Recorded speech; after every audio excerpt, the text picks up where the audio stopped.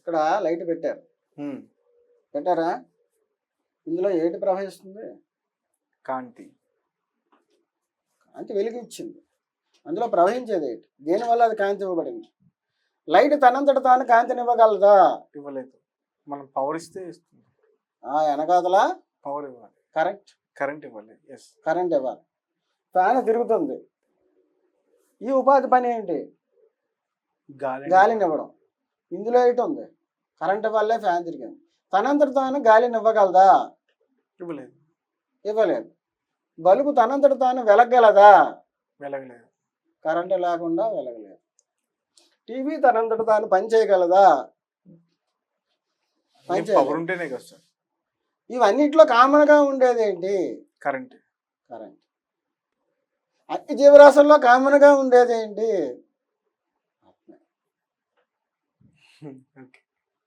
అయితే ఈ ఉపాధిలో గాలినిస్తుంది, ఈ ఉపాధిలో వెలుగునిస్తుంది, ఓవెన్లోని హీట్ని ఇచ్చింది, ఇస్త్రీ పెట్టిలో హీట్ని ఇచ్చింది, ఏసీలో చల్లదనాన్ని ఇచ్చింది. కానీ పనులు వేరయ్యాయి కదా, విభిన్న పనులు అయ్యాయా? అవును. విభిన్న పనుల్లో మూలం ఏంటి? కరెంటు లేకుండా తనంతట తాను ఆ ఉపాధులు అవి. ఇది గాలిని ఇవ్వడానికి ఈ ఉపాధి నిర్మించబడింది, ఇది వెలుగునివ్వడానికి ఈ ఉపాధి నిర్మించబడింది. It is made for illumination of the light. అంతే కదా? This gadget is made for illumination of light. మరి ఇది తనంత తాను ఇవ్వలేదా light? Without current it cannot illuminate. Without current it cannot blow of the air.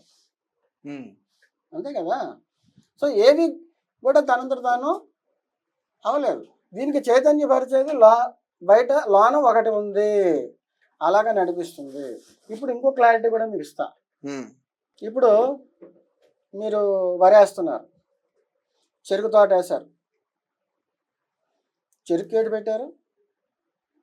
చెరుకు ఏడు పెట్టారు, నీళ్ళు పెట్టారు. వరికి ఏడు పెట్టారు? నీళ్ళే పెట్టారు. మిరప వేశారు, ఏం పెట్టారు? నీళ్ళే కదా. ఉసిరి చెట్లు వేశారు, నీళ్ళే పెడతాం సార్ ఏ పంటకైనా. ఏదైనా నీళ్ళే కదా. మరి ఉసిరిలోని వగర ఎందుకు వచ్చింది? చెరుకులో తీయదనం ఎందుకు వచ్చింది? అరటి పండులో తీయదనం ఎందుకు వచ్చింది? కొబ్బరికాయలో నీరు ఎలాగ వచ్చింది? మిరపలో కారం ఎలాగొచ్చింది? మిరపలో ఏమైనా ఆ నీటిలో కారం వేసి కలిపామా? కలపలేదే. చెరుకులో ఏమైనా పందారు వేసుగా నీళ్ళు వేసామా? లేదే. ఈ ఉపాధుల్లో కరెంటు, ఇందులో కరెంటు వెళ్ళి గాలిని ఇచ్చింది, ఆ ఉపాధిలో కరెంటు వెళ్ళి లైట్ని ఇచ్చింది.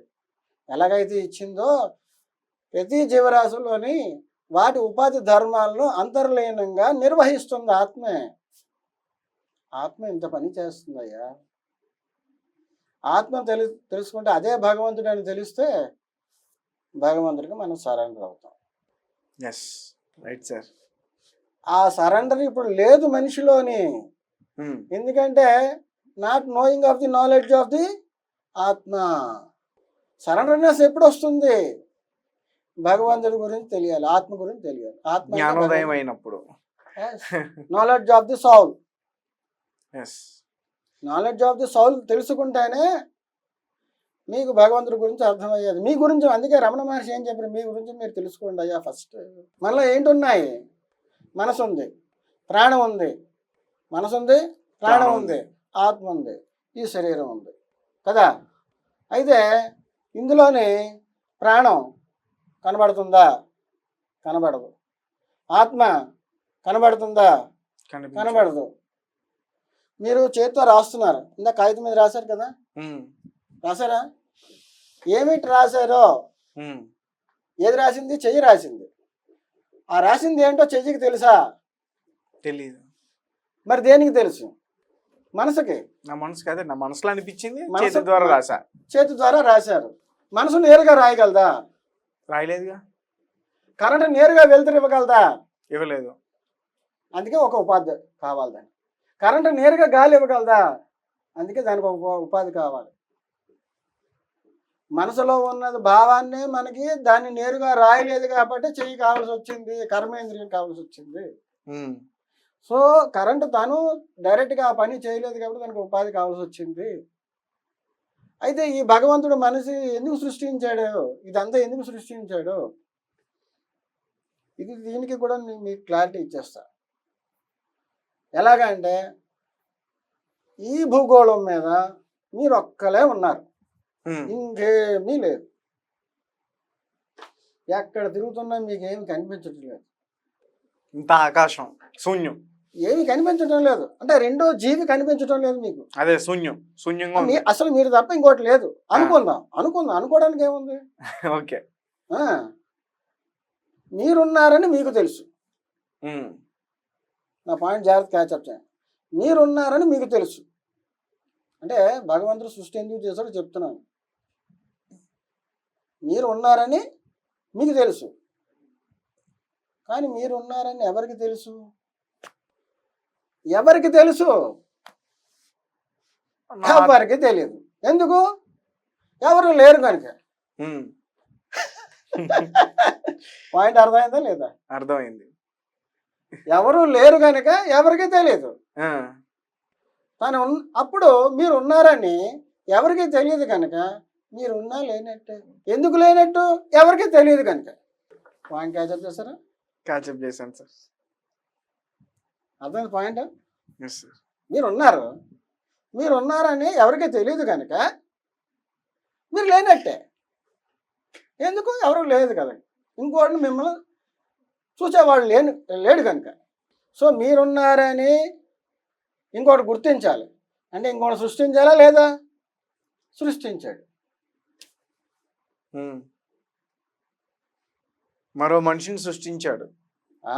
సృష్టించి ఏం చేశాడు? తనే ఉన్నాడు లోన, ఉమ్, మనసుని ఒకటి అడ్డు పెట్టాడు. ఈ మనసుకి జ్ఞానం కలిగితే పాపం ఏం చేశాడంటే పరమాత్మ తెలుసు, అతను తెలియంది ఏముంది. ఉమ్, అందుకే తను శృతి ద్వారా, ఆ ఈశ్వరుడు శృతి ద్వారా వేదాలని ఇచ్చాడు. వేదాలు మనకి రాయబడలేదు, చెప్పబడ్డాయి. అర్థమైంది కదా? వేదాలు రాయబడలేదు, శృతి పరంపరంగా, గురు పరంపరంగా. అందుకే ఈనాడికి ఆ వ్యవస్థను గురించే చెప్తూ ఉంటారు. గురు పరంపరంగా సాగింది. అప్పుడు ఎంత మేధాశక్తి ఉన్నదంటే అప్పుడులో వాళ్ళకి, మీరు నేరుగా ఏ పద్యం ఏ శ్లోకం చెప్తే అది వెంటనే వీడు కూడా చెప్పగలడు, అంత మేధాశక్తి. ఇప్పుడు ఒక పద్యం మనం కంఠస్థ చేస్తే కానీ 10 మార్లు చదివితే కానీ మనకు రాదు, పైపెచ్చా అర్థం తెలియదు. వాళ్ళకి మేధాశక్తి అంటే ఎంత ఉండేదంటే ఎదుటివాడు ఏం చెప్పాడో అది వీళ్ళకి వచ్చినట్టు ఇంక లెక్క, అలాగ ఉండేదన్నమాట. ఆ విధంగా గురు శిష్యుల పరంపర సాగింది కొన్నాళ్ళ వరకు. అది మళ్ళీ బ్రేక్ అయింది. ఆ బ్రేక్ అయిన తర్వాత మళ్ళీ ఆ పరమాత్ముడు శ్రీకృష్ణ రూపంలోనే బోధించడం జరిగింది. ద్వాపర యుగంలోనే మళ్ళీ బోధించడం జరిగింది. మళ్ళీ అర్జునుడి తర్వాత నుంచి మళ్ళీ గురు పరంపర సాగింది. ఇలాగా సాగుతూ వచ్చిందనమాట. ఆ బ్రేక్ అయిందనే భగవంతుడు మళ్ళీ విశదీకరించాడు. ఓకే. అయితే వ్యాస భగవానుడు మహాభారతాన్ని వ్యాస భగవానుడు రాశాడని మనకు తెలుసు కదా.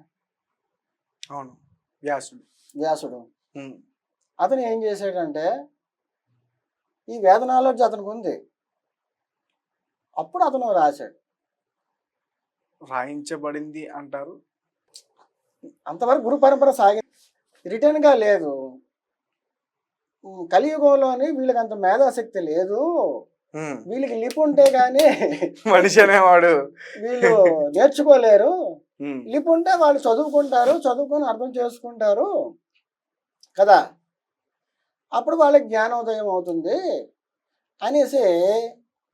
అంతవరకు మనకి ఆదిశంకరాచార్యులు ఉన్నారు కదా, ఆదిశంకరాచార్యులు అతనికి అన్నీ తెలుసు. సో అక్కడి నుంచి ఆదిశంకరాచార్యులు ఏం చేశారు, ఉపనిషత్తులు ఉన్నాయి. ఆ వేదాన్ని 108 ఉపనిషత్తులుగా విభజించారు. అంటే వేదంలో ఉండేటువంటి సారాంశాన్ని 108 ఉపనిషత్తులుగా విభజించారు. విభజిస్తే ఇన్ని కూడా వీళ్ళు చదవలేరు అని అతను ఒక 10 ఉపనిషత్తులను ప్రతిపాదించారు. ఈ 10 తెలిస్తే కనీసం వాళ్ళు జ్ఞానం వచ్చేస్తుంది, తద్వారా ఆత్మ అంటే ఏమిటో అవగతం చేసుకుంటారు.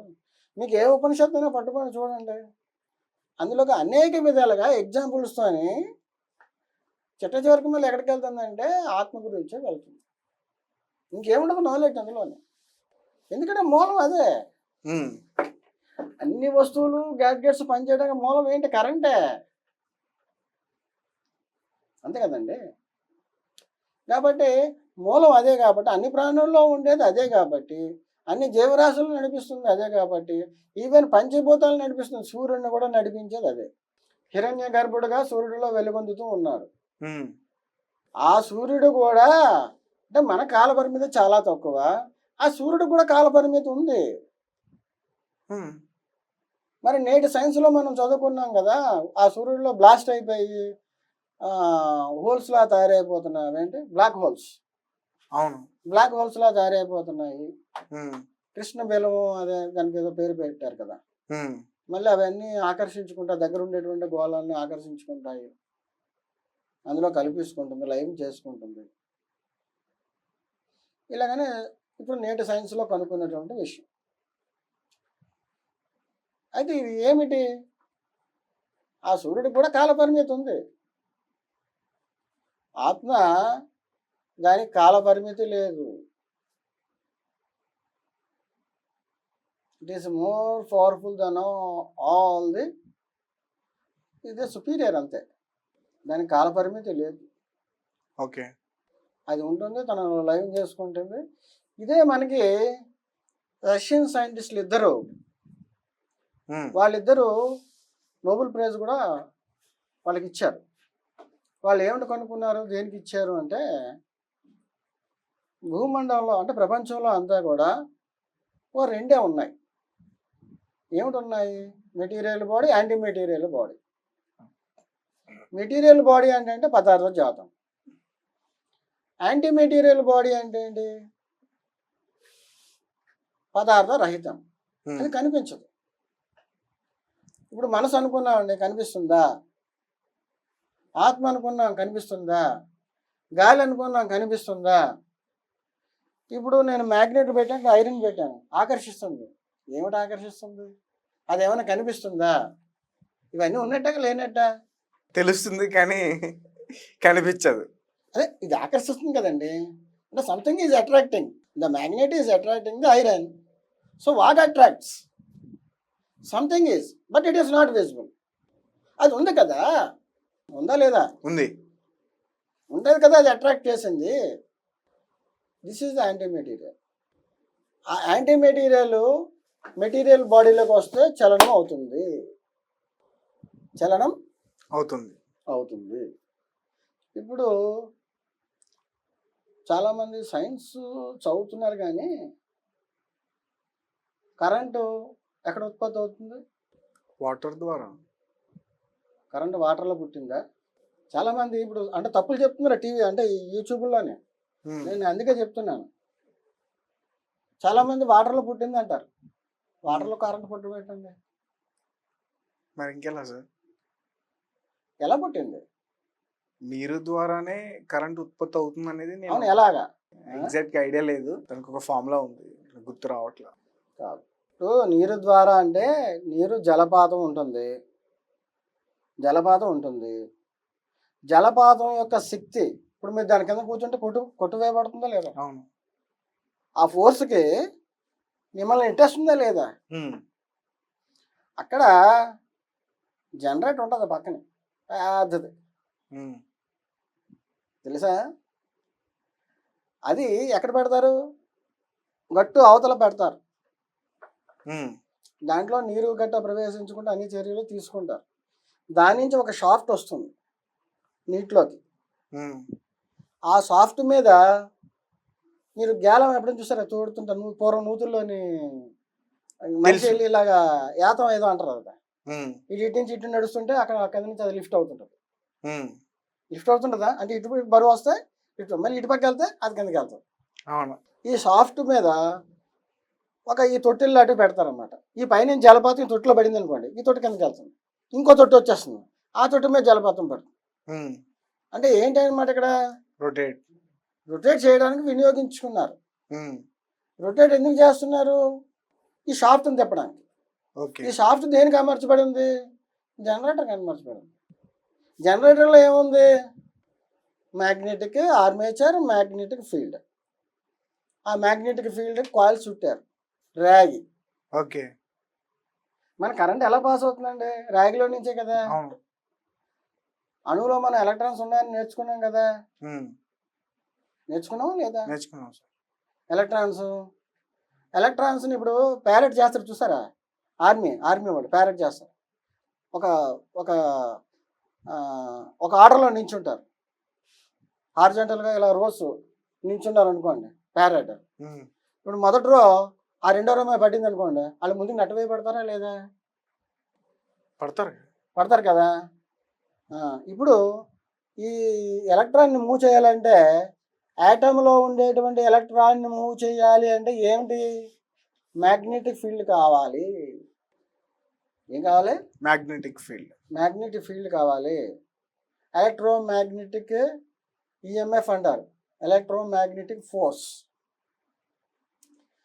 ఇది ఎప్పుడైతే రొటేట్ చేస్తుందో ఈ మ్యాగ్నెట్, ఈ మ్యాగ్నెట్కి అమర్చబడినటువంటి ఫీల్డ్ కాయిల్ ఏదైతే ఉందో ఆ కాయిల్లోని ఈ ఎలక్ట్రోమాగ్నెటిక్ వేవ్స్, ఇప్పుడు ఇది ఏదైతే మనకి అట్రాక్ట్ చేసిందో లేకపోతే రిపల్షన్ ఇచ్చిందో, మ్యాగ్నెట్ సౌత్ పెడితే రిపల్షన్ అవుతుంది కదా, నార్త్ రిపల్షన్ అవుతుంది, నార్త్ అట్రాక్ట్ అవుతుంది.